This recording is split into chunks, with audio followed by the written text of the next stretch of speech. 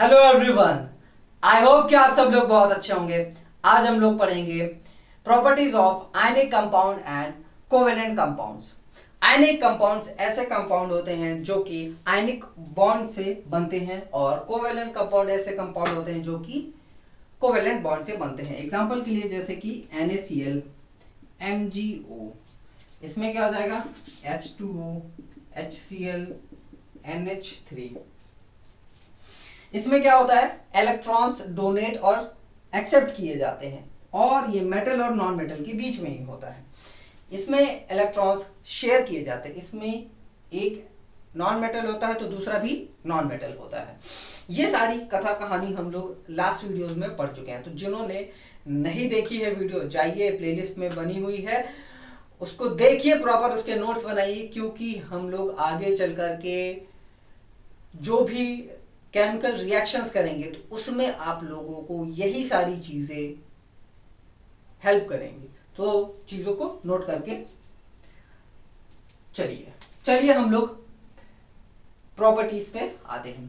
पहली प्रॉपर्टीज है ionic compound में दे आर हार्ड सॉलिड, और कोवेलेंट कंपाउंड में दीज आर गैसेस, लिक्विड और सॉफ्ट सॉलिड। ये क्या होते हैं, बहुत ज्यादा सॉफ्ट सॉलिड्स होते हैं, गैसेस होती हैं, लिक्विड्स होते हैं। जैसे कि आप यही देख लो, वाटर क्या है आपका, लिक्विड है, HCl, ये भी आपको गैस में लिक्विड में पाया जाएगा, ये गैस होती है।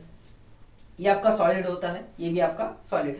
ये सॉलिड नमक तो सॉलिड में ही होता है। तो ऐसा क्यों होता है कि भैया ये हार्ड है और ये सब जो है पानी कम है।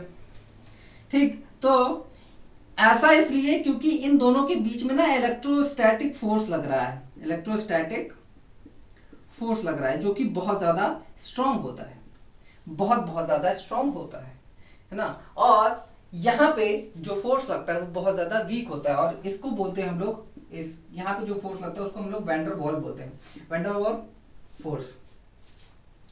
तो यहाँ पे वीक फोर्स लग रहा है, इसलिए ये बहुत ज्यादा टाइटली बॉन्ड नहीं रहता है। लेकिन यहाँ पे क्या होता है, बहुत ज्यादा अच्छा खासा स्ट्रॉन्ग यहां पे अट्रैक्शन होता है, जिसकी वजह से ये लोग बहुत ही अच्छे तरीके से बाइंड हो जाते हैं। आइए नेक्स्ट पे चलते हैं। They have high melting points and high boiling point, they have low melting point and low boiling point. तो इनमें हाई मेल्टिंग पॉइंट क्यों होता है, हाई बॉइलिंग पॉइंट क्यों होता है, इनमें लो क्यों होता है, इस वजह से होता है क्योंकि यहाँ पे जो इलेक्ट्रोस्टैटिक फोर्स लग रहा है वो बहुत ज्यादा क्या है, स्ट्रांग है। और स्ट्रांग चीज को अगर हमें तोड़ना है तो बहुत ज्यादा एनर्जी लगाने की जरूरत पड़ेगी कि नहीं पड़ेगी। जैसे कि आपका दोस्त है, आप और आपकी दोस्त की दोस्ती कुछ ज्यादा ही स्ट्रांग नहीं है कि नहीं? तो उसको तोड़ने के लिए, आपकी दोस्त की दोस्ती तोड़ने के लिए बहुत ज्यादा प्लानिंग की जरूरत पड़ेगी, यानी कि बहुत ज्यादा दिमाग, बहुत ज्यादा एनर्जी की जरूरत पड़ेगी कि नहीं पड़ेगी? उसी तरह यहाँ पे भी होता है। यहाँ पे भी क्या है, इन दोनों के बीच में जो फोर्स है बहुत ज्यादा स्ट्रांग है और एनर्जी बहुत ज्यादा लगेगी। तो हाई मेल्टिंग पॉइंट और हाई बॉइलिंग पॉइंट होता है इसी वजह से। ठीक है, यहाँ पे लो इसलिए होता है क्योंकि इन दोनों के बीच में उतना ज्यादा अच्छी खासी दोस्ती नहीं होती है। यहाँ पे भैया दोस्ती उतनी अच्छी खासी नहीं है, हो सकता है कि नई दोस्ती हो, है ना, नई दोस्ती है, इसीलिए क्या है ना कि इन दोनों के बीच में जो बॉन्ड बन रहा है बहुत ज्यादा स्ट्रांग नहीं बन रहा है। ठीक, इसी वजह से यहाँ पे बहुत ही कम एनर्जी लगेगी इनको अलग करने में। ठीक है, यानी कि इनको मेल्ट करने में, इनको बॉइल करने में। Clear? Next, they do not conduct electricity in solid state. Solid state में जो आयनिक कंपाउंड होता है वो इलेक्ट्रिसिटी कंडक्ट नहीं करता है, लेकिन कंडक्ट करता है इन एक्वस स्टेट। लेकिन जब वो वही सॉलिड जो है एक्वस में आ जाएगा, ठीक है, तो वो क्या है, इलेक्ट्रिसिटी कंडक्ट करेगा। ठीक है, यहां पे आते हैं, दे आर नॉन कंडक्टर्स। ठीक, ऐसा क्यों होता है? देखिए, इलेक्ट्रिसिटी अगर फ्लो करना चाहती है तो उसके लिए हमें चाहिए फ्री इलेक्ट्रॉन्स, फ्री आयंस, जो कि मूव कर सके। लेकिन यहाँ पे क्या है, ये दोनों फ्री है क्या, बहुत ज्यादा टाइटली बाइंड है एक दूसरे से, तो ये फ्री नहीं है। भैया हमारे पास कोई काम नहीं, अरे सॉरी, हमारे पास बहुत ज्यादा काम है, हम बहुत बिजी हैं, हम फ्री है ही नहीं, हमें कहीं नहीं जाना, हम जा ही नहीं सकते हैं, नहीं जा सकते। लेकिन जैसे ये पानी में जाते हैं, जैसे ये पानी में जाते हैं अलग होते हैं, और अलग होते ही क्या होता है, इनके बीच में जो इलेक्ट्रोस्टैटिक फोर्स है वो क्या है, कम हो जाता है, और ये हो जाते हैं फ्री। ये हो गया फ्री, है ना, NaCl है, इसको हमने पानी में डाला, ये अलग हो गया। अब ये अलग हो गया, ये अलग हो गया, ये आयन, ये प्लस ये माइनस, ये क्या हो गया भैया, फ्री हो गया, घूमने को लिए फ्री। और इलेक्ट्रिसिटी फ्लो कराने के लिए क्या चाहिए हमें, फ्री इलेक्ट्रॉन या फिर फ्री आयन ही चाहिए। बस काम हो गया इलेक्ट्रिसिटी का, भैया चलो आओ घूम के आते, है ना। तो इलेक्ट्रिसिटी लेकर के जाती। और यहाँ पे क्या होता है, ये नॉन कंडक्टर से, क्यों, क्योंकि ये इनमें फ्री इलेक्ट्रॉन्स नहीं होते, फ्री आयंस नहीं होते। ये अलग भी हो जाए तो भी ये क्या है, ये नॉन कंडक्टर, इनके ऊपर में चार्जेस नहीं होते हैं ना, इनके ऊपर चार्जेस नहीं होते हैं, इसीलिए ये क्या होते हैं, ये फ्री नहीं होते हैं। और अगर फ्री भी होते हैं ठीक, तो इनके ऊपर में चार्जेस नहीं होते, यानी कि ये आयंस नहीं होते हैं, इसी वजह से ये नहीं जाते हैं टहलने घूमने। नेक्स्ट बात करते हैं, they are soluble in water but insoluble in organic solvent. These are insoluble in water but soluble in organic solvent. उल्टा हो रहा है दोनों में, ठीक है। अब यहाँ पे क्या है, जो वाटर है ये कैसा है, ये पोलर कोवेलेंट, पोलर कंपाउंड है एक तरह से, पोलर कोवेलेंट कंपाउंड क्या है, वाटर, ठीक।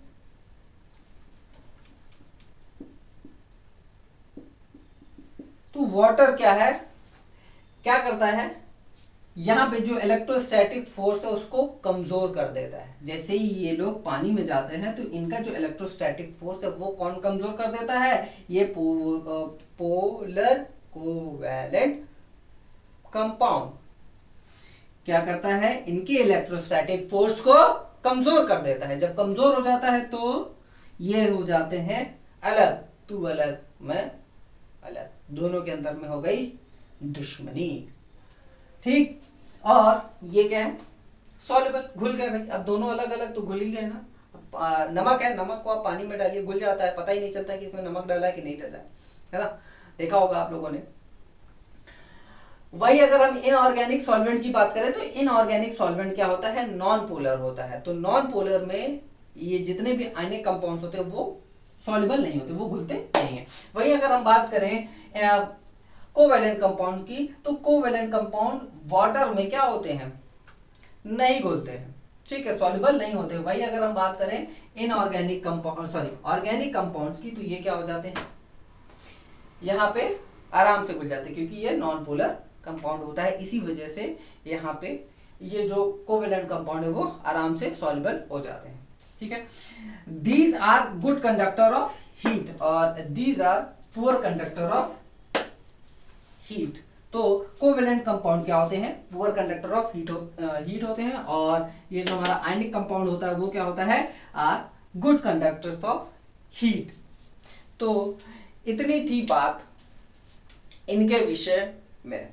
तो इनकी ये प्रॉपर्टीज हैं, कैसे हम पहचानेंगे कि भैया ये आयनिक कंपाउंड है, ये कोवेलेंट कंपाउंड है। वैसे बहुत ही ज्यादा आसान तरीका है कि भैया देख लेंगे कि कौन सा मेटल है, नॉन मेटल है, तो मेटल और नॉन मेटल के बीच में अगर बॉन्डिंग हो रही तो सीधी सी बात है वो आयनिक कंपाउंड होगा, ठीक है। और इसमें क्या है, नॉन मेटल और नॉन मेटल के बीच में हो रहा है, ठीक है। लेकिन कुछ प्रॉपर्टीज भी हमें ध्यान में रखना चाहिए कि भैया जो कोवेलेंट कंपाउंड है तो वो क्या है, उनकी मेल्टिंग पॉइंट, बॉइलिंग पॉइंट कम होती है, इलेक्ट्रिसिटी कंडक्ट नहीं करा सकते हैं। तो मान लेते हैं कि भैया आपको एक कंपाउंड मिला, ठीक है, जो कि कोवेलेंट कंपाउंड है, ठीक है, और आपसे बोला जाए कि भैया इसमें आप इलेक्ट्रिसिटी कंडक्ट करिए, तो क्या होगा, क्या नहीं होगा, क्योंकि आपको पहले से पता है कि भैया इसमें नहीं होगा, तो आपको प्रैक्टिकल करने की जरूरत नहीं है, ठीक।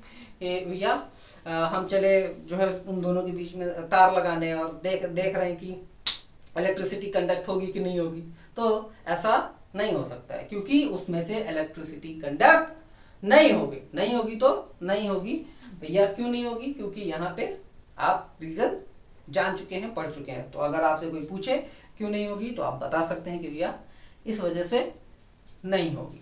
ठीक है, तो इसको बहुत ही ध्यान से चीजें नोट करिएगा, क्योंकि अगर एग्जाम में आया तो आप लोग आराम से लिख सकते हैं और बहुत ज्यादा लिखने की भी जरूरत नहीं है, 3-4 लिख दीजिए, बहुत है, इनफ है। ठीक, अगर बहुत ज्यादा समझाने के लिए आ जाए तो हाँ थोड़ा बहुत आप लोग एक्सप्लेन करके भी लिख सकते हैं, अगर बहुत ज्यादा समझाने के लिए आए तो, वरना बहुत ज्यादा है ये सफिशिएंट है, बहुत है, इतना ही बहुत है।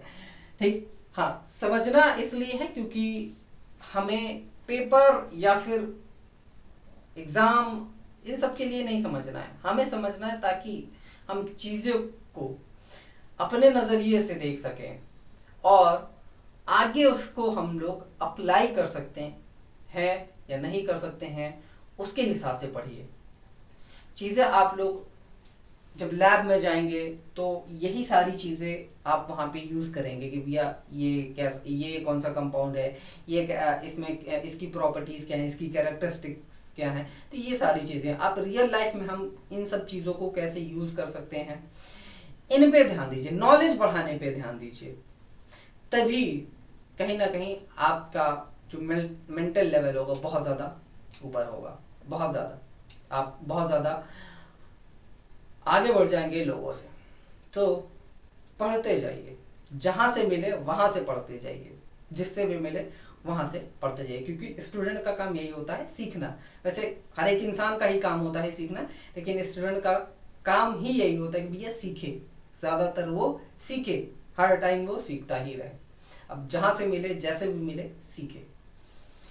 अब ध्यान ये देना है कि क्या सीखना है, पॉजिटिव सीखना है या नेगेटिव सीखना है। तो अगर आप इंसान हो भैया पॉजिटिव ही सीखेंगे, ठीक, बाकी आप खुद ही समझदार हो।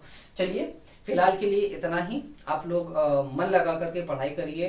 कोई दिक्कत होता है, कोई डाउट है, कमेंट बॉक्स का यूज कर सकते हैं, टेलीग्राम चैनल है, वहां पे मैंने डिस्क्रिप्शन बॉक्स में उसकी लिंक दे रखी है, नोट्स भी अपलोड करता हूं, तो क्वेश्चन भी आप लोग वहां पे पूछ सकते हो, लेकिन पढ़ाई से रिलेटेड कोई भी समस्या हो उसको हम लोग मिल करके सॉल्व करेंगे।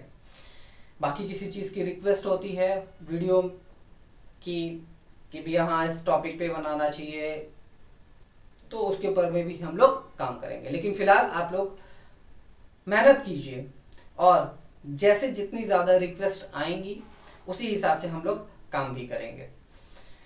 लेकिन फिलहाल के लिए इतना ही, आप लोग मेहनत करिए, मन लगा करके पढ़ाई करिए। हम लोग मिलते हैं नेक्स्ट वीडियो में, तब तक के लिए बाय बाय, टेक केयर।